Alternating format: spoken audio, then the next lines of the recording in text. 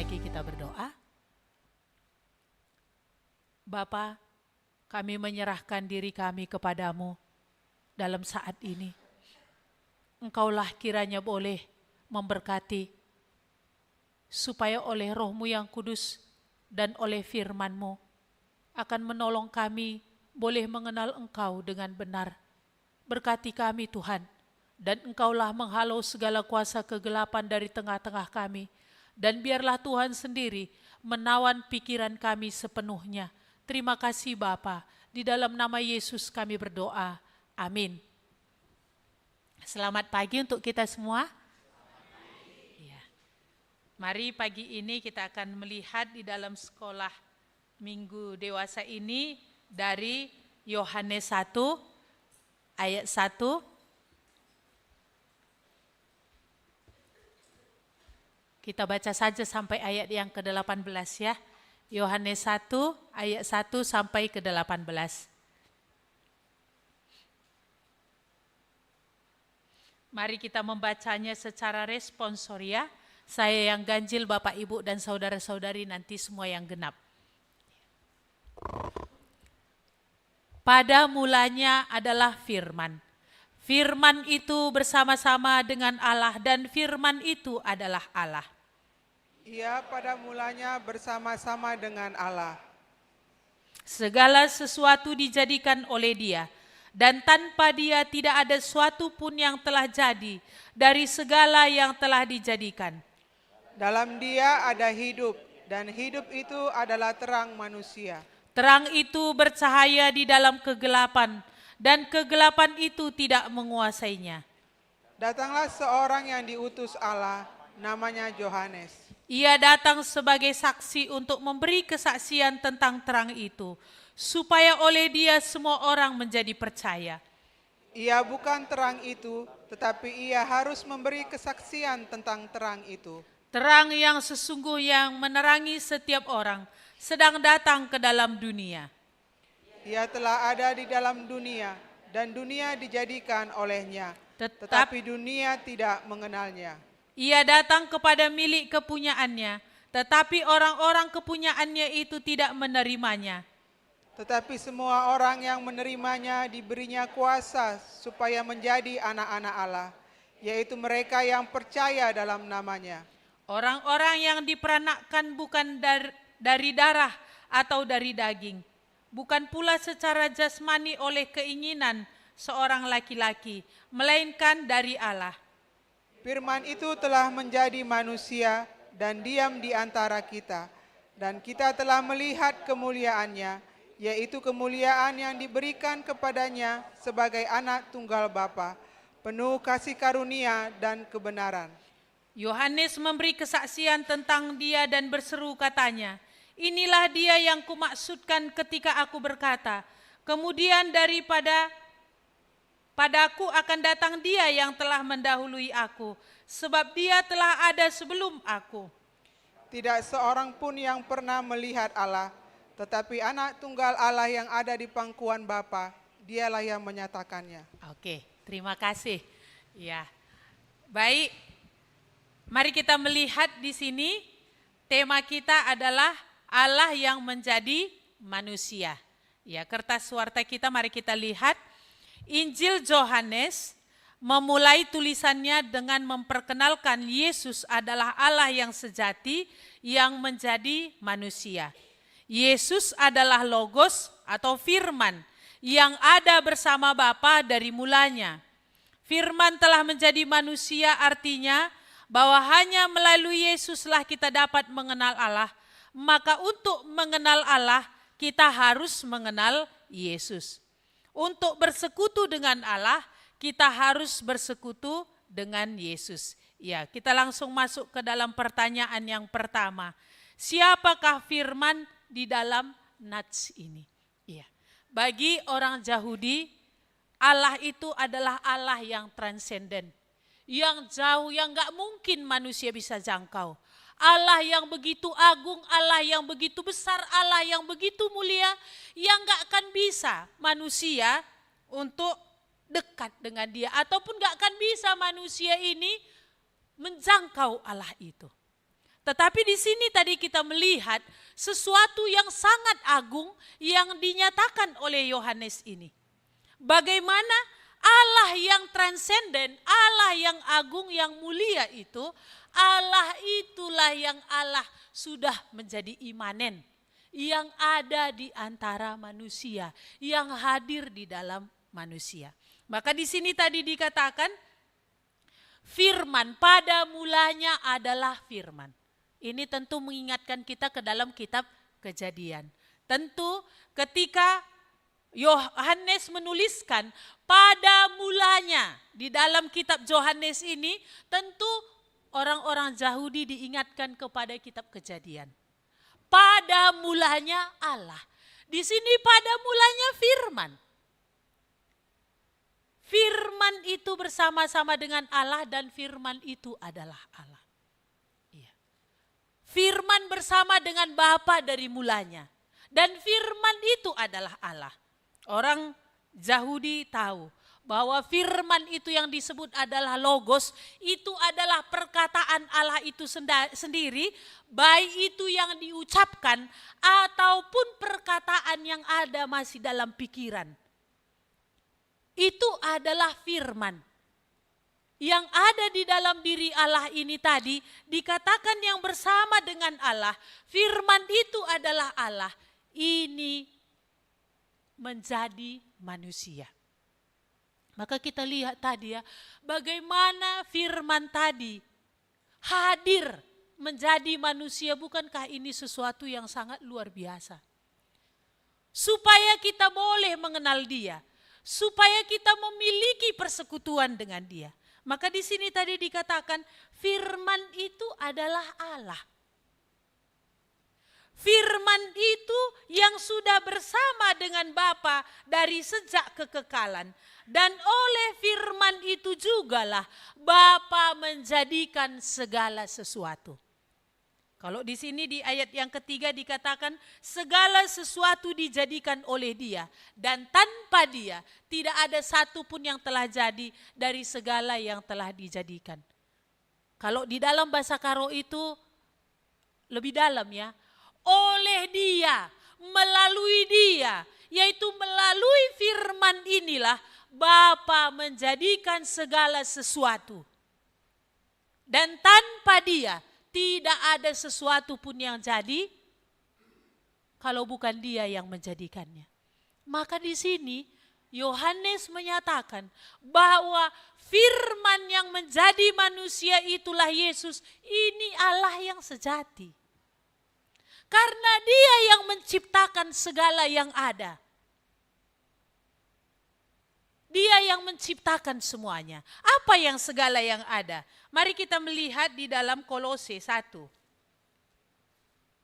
Kolose 1 ayat yang ke-16. Saya akan bacakan. Karena di dalam Dia telah diciptakan segala sesuatu yang ada di surga dan yang ada di bumi, yang kelihatan dan yang tak kelihatan, baik singgasana maupun kerajaan, baik pemerintah maupun penguasa, segala sesuatu diciptakan oleh Dia dan untuk Dia. Segala sesuatu di surga, di bumi, yang kelihatan dan yang tidak, singgasana, kerajaan, pemerintah, penguasa-penguasa dikatakan Dia yang menjadikannya bagi kemuliaannya. Jadi kalau kita lihat firman ini adalah Allah yang sejati. Betapa agungnya Dia, betapa besarnya Dia. Karena di sini ada banyak orang masih memahami, orang-orang Yahudi waktu itu, Yesus ini hanyalah sebatas nabi. Yesus ini hanyalah sebatas orang yang diutus Allah. Tetapi Yesus ini adalah Allah itu sendiri. Maka kitab Yohanes ini memulai tulisannya berbeda dari 3 kitab Injil yang lain. Kalau 3 kitab Injil yang lain, dia memulai dari sejarah bagaimana Yesus lahir sebagai manusia.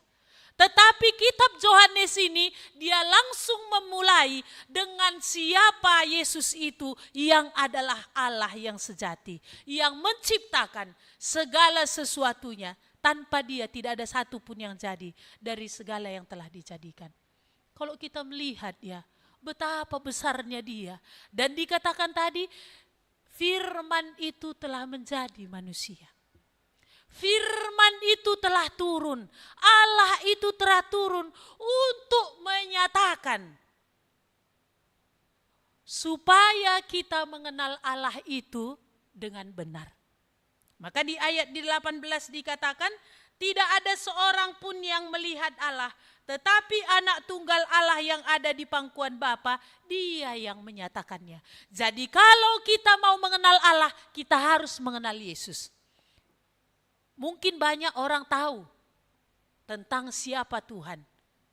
Tetapi pengenalan yang sejati tidak akan pernah dia tahu tentang Allah itu kalau dia tidak mengenal Yesus. Dengan mengenal Yesus, orang mengenal Allah. Dengan bersekutu dengan Yesus, orang itu sudah bersekutu dengan Allah. Menerima Yesus berarti dia menerima Allah. Maka kalau kita lihat kesaksian Yohanes dikatakan ya, ia sudah ada, inilah yang kukatakan kepadamu.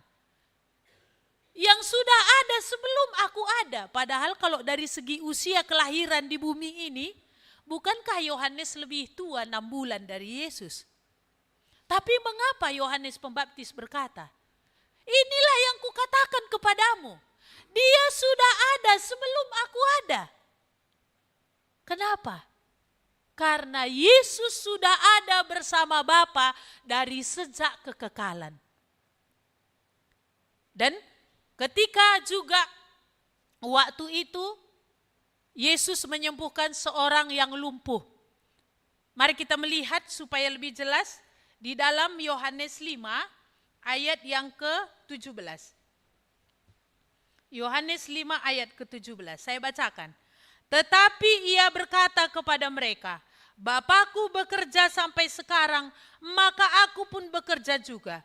Sebab itu orang-orang Yahudi lebih berusaha lagi untuk membunuhnya, bukan saja karena ia meniadakan hari Sabat, tetapi juga karena ia mengatakan bahwa Allah adalah Bapanya sendiri dan dengan demikian menyatakan dirinya, menyamakan dirinya dengan Allah.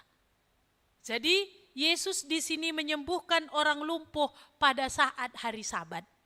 Jadi di sini Yesus dibenci oleh orang-orang Farisi. Bahkan lagi perkataan Yesus membuat mereka makin membenci Yesus. Ketika dia berkata, Bapakku bekerja sampai sekarang, maka aku pun bekerja. Dan bagi orang Yahudi pernyataan Yesus ini berarti dia mensejajarkan, menyamakan dirinya dengan Bapa, dan bagi orang Yahudi ini adalah penghujatan. Tetapi apa? Yesus mengatakan kebenaran. Karena dia hadir dia ada bukan ketika dia lahir di kandang domba. Tapi dia sudah ada dari sejak kekekalan. Bersama-sama dengan Bapa dia sudah ada dari sejak kekekalan. Dan dia adalah Allah yang mencipta. Maka di sini tadi orang Yahudi berusaha untuk membunuh dia. Karena dianggapnya Yesus menghujat karena mensejajarkan, menyetarakan atau menyamakan dirinya sama dengan Allah. Dan kita melihat juga waktu Yesus berdebat di pasal yang ke-8 waktu itu dengan orang-orang Farisi dan ahli-ahli Taurat. Dan mereka berkata, kami anak Abraham. Kalau Abraham adalah bapamu, tentu engkau akan melakukan apa yang dilakukan oleh Abraham. Abraham, aku sudah ada sebelum Abraham ada. Dan dia hidup di dalam hari-hariku. Dan di situ orang-orang Yahudi dan ahli Taurat pun makin benci. Dan mereka berkata, kau umurmu masih 30-an tahun. Abraham udah ribuan tahun, kok kamu bilang kamu sudah ada sebelum Abraham ada? Karena Yesus memang sudah ada, karena dia adalah firman yang bersama-sama dengan Bapa. Dia adalah Allah. Dan ketika Yesus berdoa di pasal yang ke-17 ayat 5 dikatakan, Bapa, permuliakanlah aku sebagaimana kemuliaan yang sudah kumiliki dari sejak kekekalan. Ya, untuk itu mari kita melihat supaya lebih jelas Yohanes 17 ayat yang kelima. Saya akan bacakan. Oleh sebab itu ya Bapa, permuliakanlah aku padamu sendiri dengan kemuliaan yang kumiliki di hadiratmu sebelum dunia ada. Jadi sebelum dunia ada, Yesus yang adalah Sang Firman sudah ada. Yesus yang adalah Sang Firman yang menjadikan segala sesuatu. Iya, maka di sini kita tadi lihat siapakah Yesus? Dia adalah Allah yang sejati. Dia adalah Sang Pencipta yang menciptakan semuanya. Maka dia yang teratas di atas semuanya. Di atas pemerintahan-pemerintahan, di atas penguasa yang kelihatan dan yang tidak kelihatan, yaitu apa? Malaikat. Di atas singgasana, kerajaan, dan semua hal yang ada. Yang dia ciptakan bagi dia untuk kemuliaannya. Jadi kalau kita lihat, inilah Yesus tadi. Apalagi yang lebih tinggi dari dia. Iya. Siapakah Yesus tadi juga dikatakan di sini? Selain dia adalah dikatakan tadi pencipta, dia Allah yang sejati, dikatakan di ayat yang keempat ini, dia adalah sumber hidup. Dalam dia ada hidup. Dia adalah terang. Maka dia datang untuk memberikan hidup. Dia turun tujuannya memberikan hidup. Karena hidup itulah yang sudah hilang dalam diri manusia. Dosa membuat kita mati. Mati secara rohani. Sudah berpisah dari Allah. Dan dosa itu membuat hidup kita gelap. Ada dalam kegelapan. Sehingga apa? Tidak mengerti apa yang benar. Tetapi dikatakan tadi di sini, firman itu telah menjadi manusia. Dalam dia ada hidup. Dan hidup itu adalah terang manusia. Dia terang yang bisa memberikan keindahan. Dalam gelap apa yang indah? Kan cuman kalau misalkan gelap kan satu warna aja ya, hitam. Apanya yang indah? Maka di dalam Yesus ini dia memberikan hidup dan di dalam dia akan ada keindahan. Dia menawarkan keindahan. Iya. Tapi dikatakan tadi di sini dia adalah terang. Maka kalau terang gimana? Membuat semua menjadi jelas. Membuat semua kelihatan apa sebenarnya yang ada. Inilah kadang-kadang orang gak suka. Maka di dalam kitab Yohanes itu, Yohanes 3 dikatakan, inilah hukuman itu, terang sudah datang ke dalam dunia, tetapi orang lebih menyukai kegelapan. Mengapa orang gak suka datang kepada Yesus? Kalau dialah Allah. Kalau tujuannya datang memberikan hidup. Kalau dia datang untuk supaya terang membuat kita jelas dan mengerti apa yang harus dilakukan. Dan di dalam terang akan ada mulai keindahan. Kenapa orang gak mau datang? Kalau dialah Allah yang menjadikan kita. Dia yang menciptakan kita untuk tujuannya dia. Dia punya tujuan mengapa dia menciptakan kita. Lalu mengapa orang gak peduli untuk datang kepada Yesus? Karena dia terang membuat terbongkar semua. Hanya orang mencintai kejahatanlah yang gak mau datang sama Yesus. Hanya orang yang tetap merasa jahat itu untung. Dia gak merasa perlu untuk datang sama Yesus. Karena dia dibuat pikirannya picik. Berpikir bahwa apa? Jahat ini adalah satu keuntungan. Betulkah itu satu keuntungan? Maka di sini tadi kita melihat, bukankah hal yang sangat luar biasa, hal yang sangat menakjubkan, dan hal yang sangat mengagumkan, bagaimana Allah itu hadir menjadi manusia demi memberikan hidup kekal itu kepada kita. Allah itu hadir menjadi manusia supaya membuat hidup kita menjadi terang. Supaya kita tidak berjalan dalam kegelapan. Maka dia katakan, akulah terang dunia. Barang siapa mengikut aku, ia tidak akan berjalan dalam kegelapan. Melainkan dia akan mempunyai terang hidup. Mengapa perempuan Samaria itu 5 kali menikah?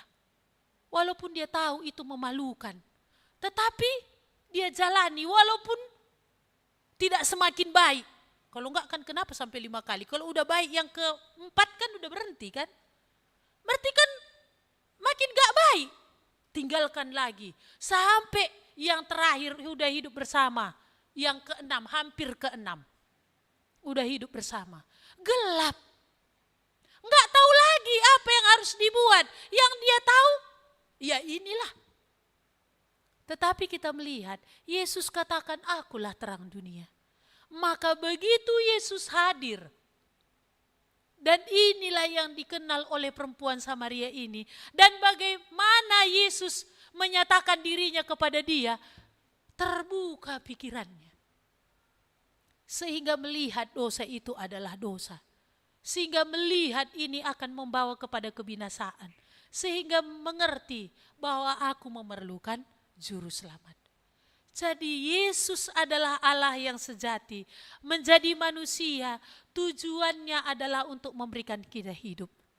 Tujuannya adalah untuk menyelamatkan kita. Tujuannya adalah memberikan keindahan. Tujuannya adalah untuk melepaskan kita dari kuasa kegelapan. Tujuannya adalah untuk menyelamatkan dan menebus kita dari dosa.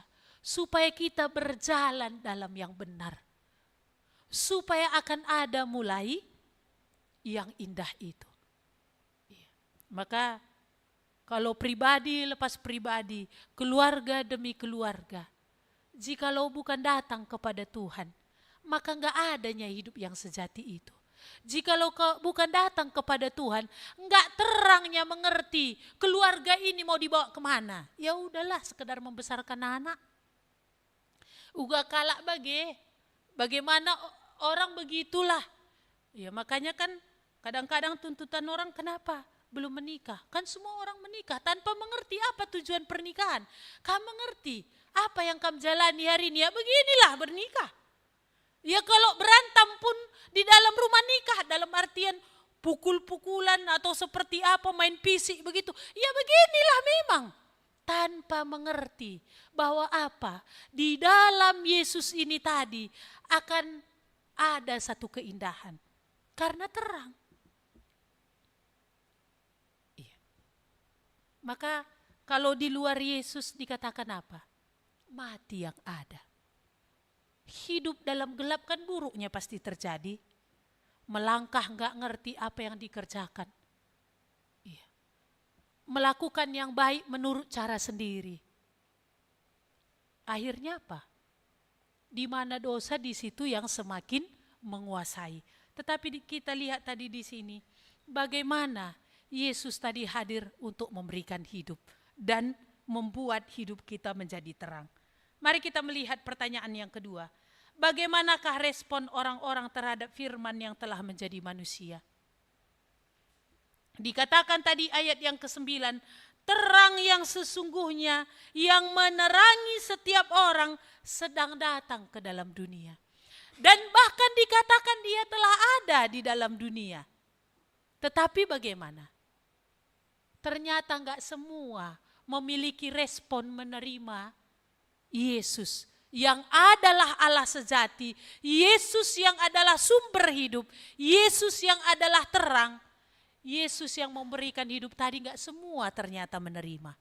Dikatakan di ayat 10, walaupun dia sudah ada di dalam dunia, dunia tidak mengenalnya. Maka hari ini masih banyak orang yang tidak mengenal Yesus sampai saat ini. Karena ada yang tidak mendengar namanya. Dan ada yang juga sudah mendengar namanya, sudah belajar tentang dia dan tak mau menerima dia. Kenapa? Orang-orang yang tidak mau menerima dia itu adalah orang-orang yang sudah Tuhan terangi.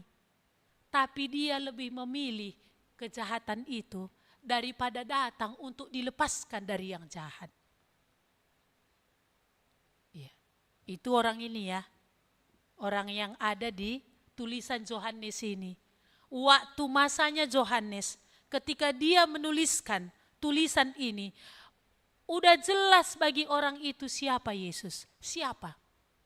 Salah satu adalah Ananias, yaitu imam kepala yang menyalibkan Yesus. Lewat tangan para serdadu. Dia sudah jelas mengerti, dia salah satu yang sudah mendengar juga Yesus bangkit dari antara orang mati. Karena bukankah imam-imam kepala yang menyogok para serdadu yang memberikan informasi bahwa kubur itu sudah terbuka. Dan kami tidak melihat mayat Yesus. Imam-imam kepala ini menyogok semua prajurit ini berkata, katakan saja nanti bahwa muridnya mencuri. Padahal jikalau serdadu mengawal satu tempat disegel oleh Pilatus, ini konsekuensinya adalah prajurit itu harus dihukum mati. Kita melihat waktu kisah Petrus yang ada dalam penjara dan itu dikawal oleh beberapa regu dari prajurit. Tetapi ketika tengah malam malaikat datang memukul pundak Petrus, ikatannya terlepas, belenggunya terlepas. Dan semua pintu yang beberapa regu itu terbuka. Petrus keluar. Semua pengawal itu dibunuh oleh Herodes. Tetapi ini mengapa tidak? Karena sudah ada yang membackup. Salah satunya adalah siapa? Ananias. Imam kepala pada waktu itu dan juga imam kepala yang lainnya. Dia jelas sudah tahu, tetapi memang menolak. Mengapa? Dia lebih mencintai kejahatan itu daripada dibebaskan dari yang jahat. Jadi ada orang seperti itu. Imam kepala ya, di sini nggak ada ya. Lebih mencintai kejahatan daripada dibebaskan dari yang jahat. Gimana kita nggak mencintai yang jahat? Atau kita pengen dibebaskan dari yang jahat? Yang jahat dia itu dosa yang ada di dalam diri ini. Gimana? Ini maka ada orang gak suka datang belajar kepada apa yang benar. Dia berhenti di sini. Jikalau firman Tuhan katakan yang diilhamkan itu berkuasa untuk mengajar, berkuasa untuk menyatakan kesalahan, berkuasa memperbaiki kelakuan, berkuasa mendidik dalam kebenaran, ada 4 hal ini tadi: mengajar, menyatakan kesalahan, memperbaiki kelakuan, mendidik dalam kebenaran. Orang ketika sampai bagian yang kedua, menyatakan kesalahan, dia langsung lari. Enggak sampai akhirnya dia kepada yang ketiga, sampai dia diperbaiki kelakuannya. Dan sampai kepada dia dididik dalam kebenaran. Maka ada orang sampai hanya kedua ini. Bukankah itu yang terjadi ketika orang-orang Farisi dan ahli-ahli Taurat yang menyeret perempuan berzina ke hadapan Yesus di Bait Allah? Dia ini udah kedapatan berzina, guru, apa yang kita buat? Dilempar dengan batu menurut hukum Musa. Yesus katakan, siapa di antara kamu yang tidak berdosa? Silahkan. Dia yang pertama lempar batu kepada perempuan ini. Dikatakan di situ, mulai dari yang tertua sampai termuda, semua melemparkan batu. Kenapa? Karena semua oleh firman yang dikeluarkan oleh Yesus tadi, perkataan Yesus itu benar-benar membongkar sampai kedalaman hatinya. Yang tadi dia pikir perempuan ini terjahat. Perempuan ini benar-benar hidupnya gelap. Tapi karena perkataan Yesus membongkar kegelapan hatinya. Firman itu tadi menjadi terang, menerangi hatinya. Siapa di antara kamu yang tidak berdosa? Silahkan lempar perempuan ini. Yang pertama. Tapi apa yang terjadi? Mereka pergi. Setelah mereka disadarkan, mereka juga berdosa. Mereka enggak tetap di situ berdiri. Untuk apa? Akan diperbaiki kelakuannya. Maka jangan berhenti sampai yang kedua ya. Karena firman tadi adalah terang, Yesus adalah terang. Di mana dia diperkenalkan, di situ hati kita makin dibongkar.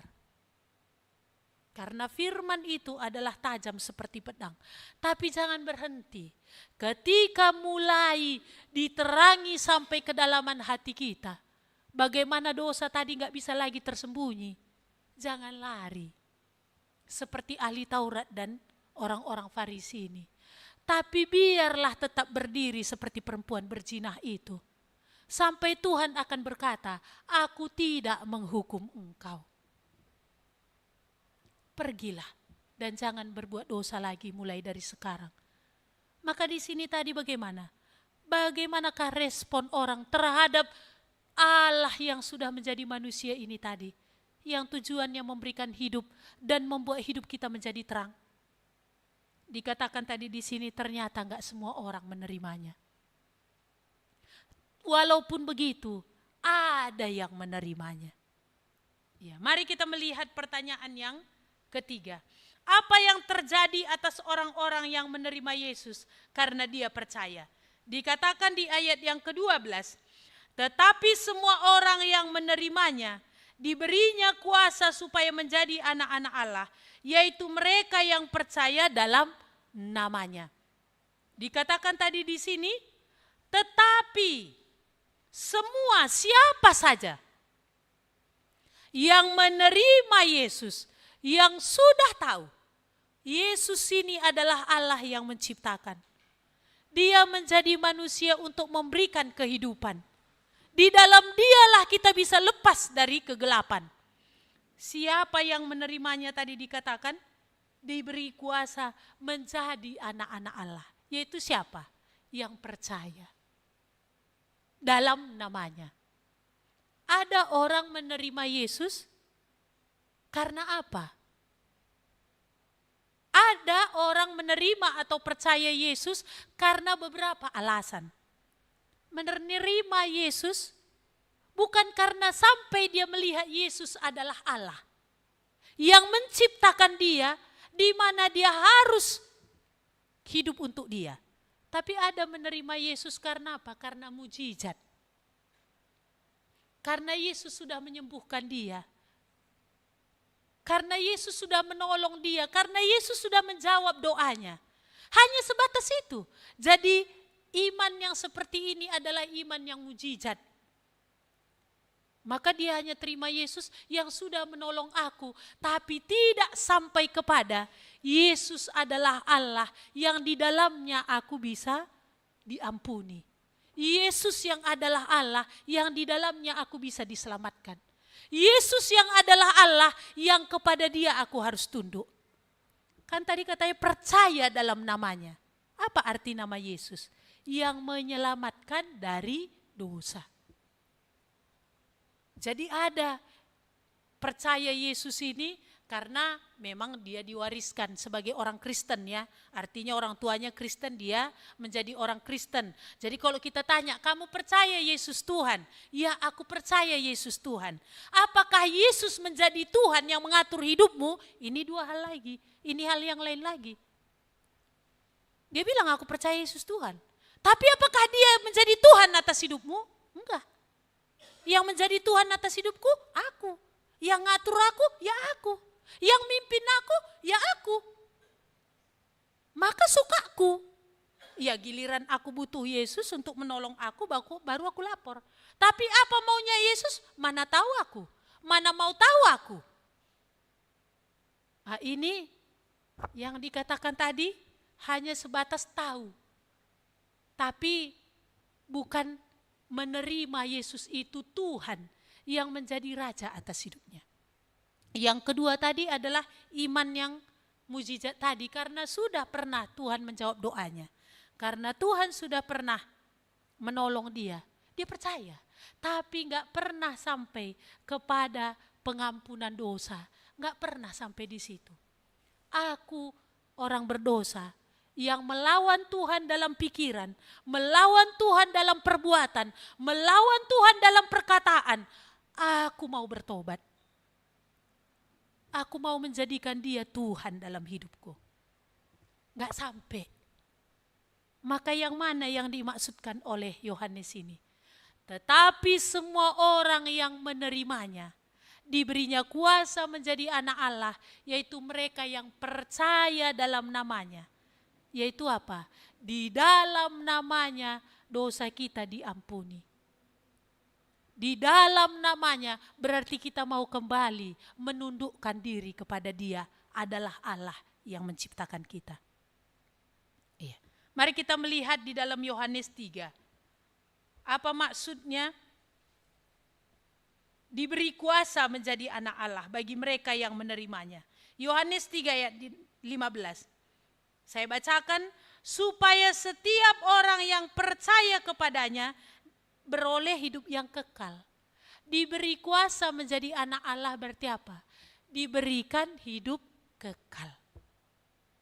Jadi orang yang menerima Yesus karena percaya di dalam Dia dosa diampuni, orang itu diberikan hidup kekal.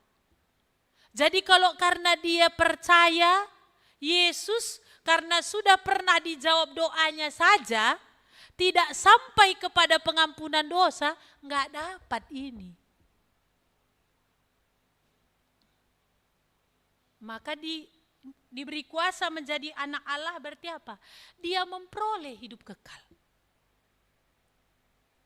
Satu lagi kita melihat di dalam 1 Yohanes 1 Yohanes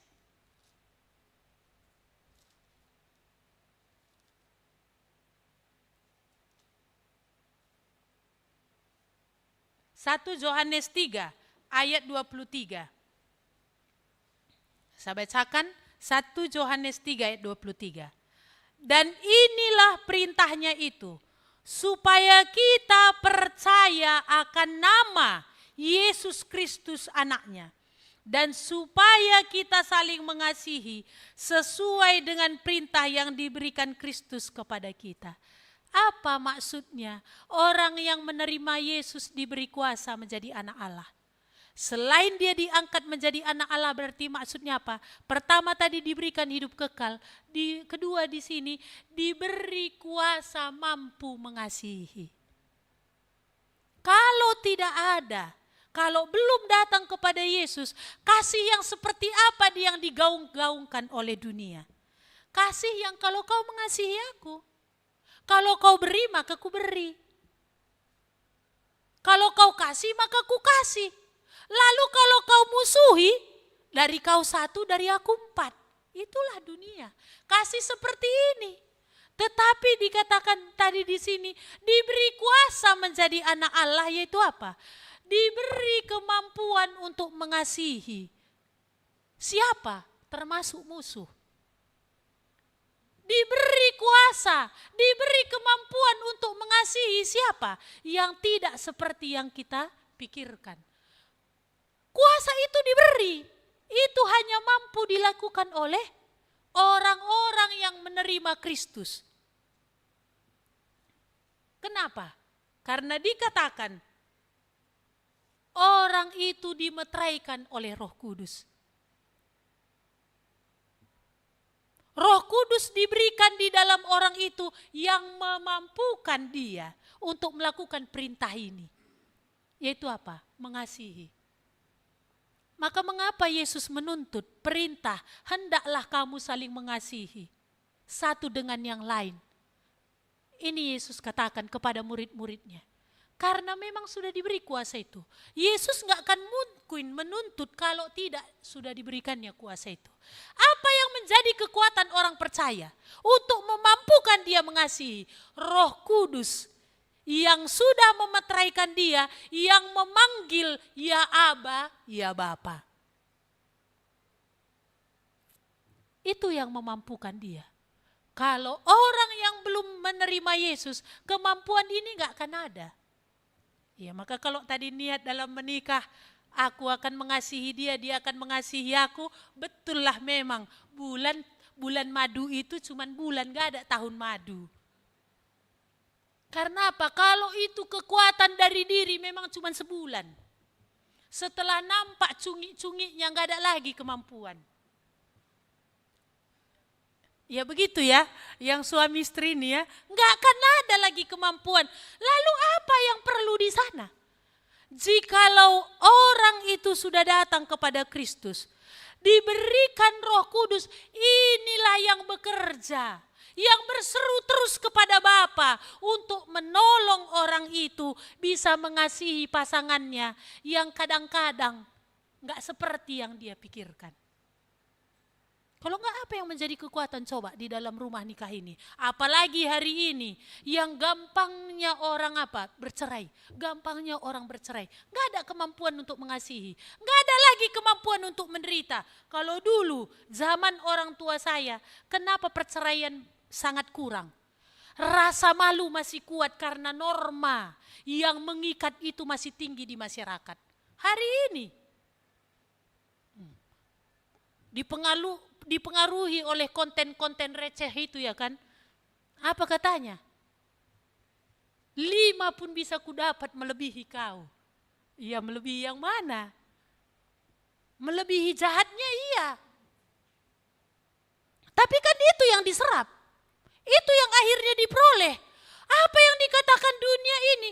Kalau mertua terlalu mencampuri, ganti mertua baru katanya lagi kan. Seolah-olah kayak ganti baju aja hari ini. Gampang. Kalau ini nggak cocok, udah beli aja yang baru. Hari ini orang nggak ada kekuatan lagi untuk menderita. Apa yang membuat? Karena tidak ada Kristus tadi. Karena nggak datang kepada Yesus. Dan inilah yang menjadi asupan. Konten-konten receh tadi. Apa yang didengar di dalam media sosial ini tadi. Sudah cukuplah penderitaan kita katanya. Waktunya untuk menyerang. Nah, kan ini kan. Perlengkapi diri dengan senjata katanya kan. Macam-macam. Tapi inilah yang dilakukan. Akhirnya apa? Perceraian. Anak hancur. Menikah lagi. Perceraian. Anak hancur. Apa yang menjadi kemampuan orang untuk bisa mengasihi? Kalau dia menerima Yesus.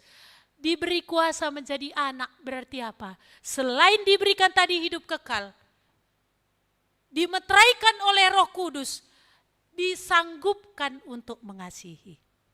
Karena roh itu yang akan terus berseru dalam segala penderitaannya, yang kadang-kadang dia pun gak sanggup lagi untuk berdoa. Roh Kudus itu berseru, ya Aba ya Bapa, untuk menolong dia. Iya. Jadi ini yang akan diperoleh. Maka pastikan akan mulai ada yang indah. Iya. Mari kita melihat aplikasi. Bagaimanakah respon saudara terhadap Yesus yang sudah datang ini? Apakah saudara sudah menerima dia? Ataukah bersikap seperti orang-orang, ada ahli Taurat dan orang Farisi itu, yang sekalipun sudah banyak tahu, akhirnya dia lebih memilih yang jahat itu, karena dia berpikir itu untung. Bagaimana respon saudara terhadap Yesus? Allah yang sejati, yang sudah menjadi manusia ini tadi. Yang di dalam dia kita akan mendapatkan hidup. Hidup yang kekal. Di dalam dia kita menjadi anak Allah. Di dalam dia kita akan dimeteraikan oleh Roh Kudus. Yang memampukan kita untuk boleh berjalan dalam segala kesulitan. Di dalam dia kita dimampukan juga untuk bisa mengasihi. Di dalam dia kita tidak binasa lagi. Apakah saudara sudah menerima dia? Apakah Yesus yang adalah Tuhan sudah menjadi Tuhan atas hidup saudara? Mari kita melihat ayat hafalan di bawah ini. Sama-sama kita membaca dua-dua ya. Firman itu telah menjadi manusia dan diam di antara kita. Dan kita telah melihat kemuliaannya, yaitu kemuliaan yang diberikan kepadanya sebagai anak tunggal Bapa, penuh kasih karunia dan kebenaran. Mari kita berdoa. Tuhan, kami sangat bersyukur kepadamu. Bagaimana Engkau Tuhan, Allah yang agung, Allah yang menjadikan segala sesuatu yang kelihatan dan yang tidak kelihatan. Engkau Allah yang menjadikan surga dan bumi, singgasana pemerintah dan penguasa yang ada, yang Kau ciptakan bagi kemuliaan-Mu. Kami bersyukur Tuhan, Engkau Allah yang sedemikian agung, namun Engkau Allah mau turun menjadi manusia, supaya kami boleh mengenal Allah, supaya di dalam Yesus kami akan memiliki persekutuan yang sejati dengan Allah, supaya di dalam Yesus kami memiliki hidup, yaitu hidup yang kekal, supaya di dalam Yesus kami tidak dihukum, supaya di dalam Yesus kami dilepaskan dari kegelapan, di dalam Yesus hidup kami akan menjadi terang.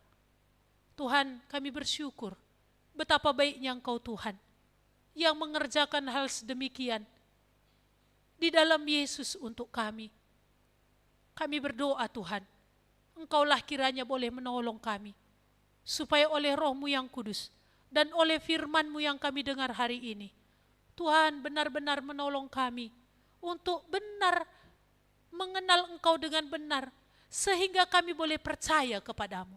Jikalau ada di antara kami ini Tuhan sampai kini, walaupun sudah banyak tahu tentang firman-Mu, banyak tahu tentang Engkau ya Yesus, tetapi sampai kini belum datang kepadamu, menjadikan Engkau Tuhan dalam hidupnya. Kami berdoa, supaya Roh-Mu yang kudus kiranya bekerja, untuk sampai kepada percaya itu. Sehingga Engkau menjadi Tuhan atas hidupnya. Terima kasih Tuhan, Engkaulah kiranya mengerjakan hal itu di dalam diri kami semua. Kami bersyukur untuk firman-Mu yang kami dengar hari ini. Di dalam nama Tuhan Yesus kami berdoa. Amin.